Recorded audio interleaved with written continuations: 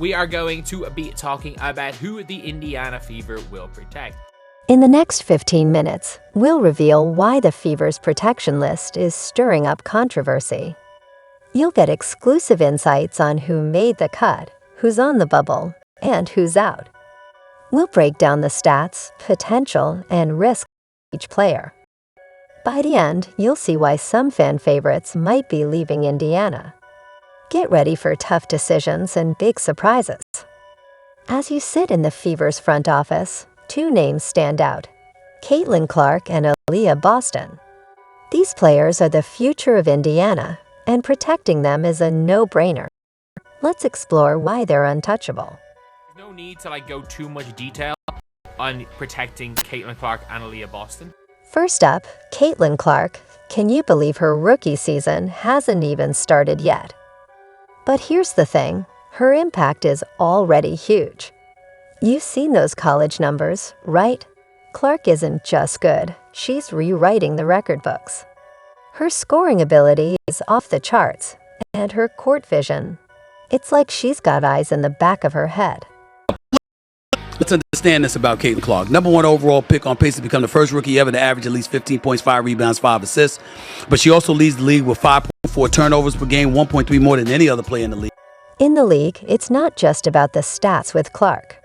She's got that asterisk at asterisk factor, the kind that makes fans line up hours early to watch warm-ups.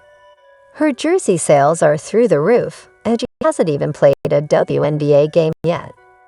That's the kind of star power that can transform a franchise overnight. Clark and the Fever currently lead the WNBA in average game attendance and per game TV viewership. You might be thinking, can she really live up to the hype in the pros? Here's where it gets interesting. Experts agree that failing to protect Clark would be a major setback for the Indiana Fever. That's how confident they are in her ability to dominate at the next level. Caitlin Clark, if they somehow did not protect Caitlin Clark and let her go to Golden State, it would be the dumbest thing in the history of basketball. The single dumbest thing in the... And it's not just about her on-court skills. Clark's popularity is skyrocketing. Her social media engagement is off the charts. She's not just a basketball player. She's becoming a cultural icon. The Fever aren't just protecting a player, they're securing their future, both on and off the court. Either way, though, Caitlin Clark is being protected. Now let's talk about Aaliyah Boston. Her rookie year was just a glimpse of what's to come. Boston displayed flashes of dominance that had Fever fans dreaming of championships.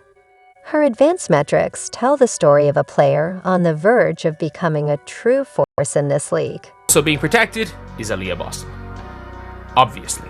There's no need to go too much detail. What makes Boston so special is her versatility.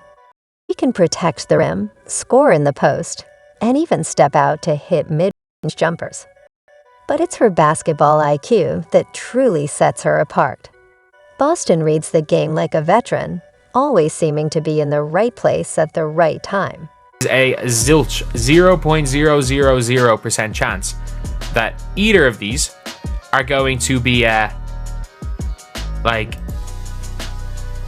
going to get rid of them. Together, Clark and Boston aren't just on the court. Their jerseys are flying off the shelves faster than the Fever can stock them. It's not just about basketball anymore. It's about building a brand, creating a culture, and winning. Forget it's the pick and roll, screen and roll action between Aaliyah and Caitlin that has really worked. When Boston did a Q&A, she said she likes to play the most because she trusts the reads that Caitlin is going to make out of it. And Aaliyah is such a smart player as well. You can see her read the floor. You can see her read the situation. And I joke about the TikTok, but she looked real lean in that TikTok video. And you could see Aaliyah's put in that work as well because she knows now she has to play at a faster pace in order to succeed with Caitlin Clark. Caitlin Clark and Aaliyah Boston are 100% safe from the expansion draft. It's simple. The Fever would rather shut down the franchise than let these two go. That's how valuable they are. They're not just players, they're the cornerstones of a potential championship future. These are two of the most sought-after players in the WNBA, probably have two of the highest trade values in the W. But here's where it gets tricky. With Clark and Boston locked in, the Fever now face some tough decisions. Who else makes the cut? The real challenge is just beginning, and the pressure's on to build a winning team around these two superstars. Core and protect Kelsey Mitchell. Just when you thought the tough decisions were over, a ticking time bomb appears on the Fever's roster. Kelsey Mitchell's contract situation. It's not just a puzzle. It's a potential game changer for the entire franchise. The move they make could either make or break the Fever's future. Don't have any idea, absolutely any idea, whether or not this is the coring is the 7th protected player or not. You're staring at Kelsey Mitchell's name on that whiteboard. She's a free agent, but there's a secret weapon in your arsenal, the core designation. Think of it as the WNBA's version of a franchise tag. It's a power move that could keep Mitchell in Indiana, but at what cost?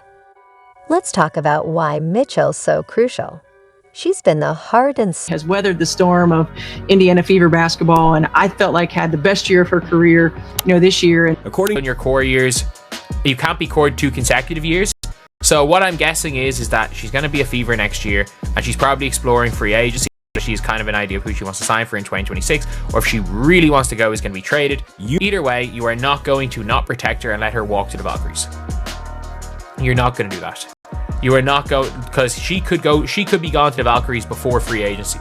Like, you are not going to ignore the core, the ability to core her and just let her walk to Golden State. So if she is available, State will take her obviously as the unrestricted free agent. Same with the Aces and Kelsey Plum. The first 28 for the Sky.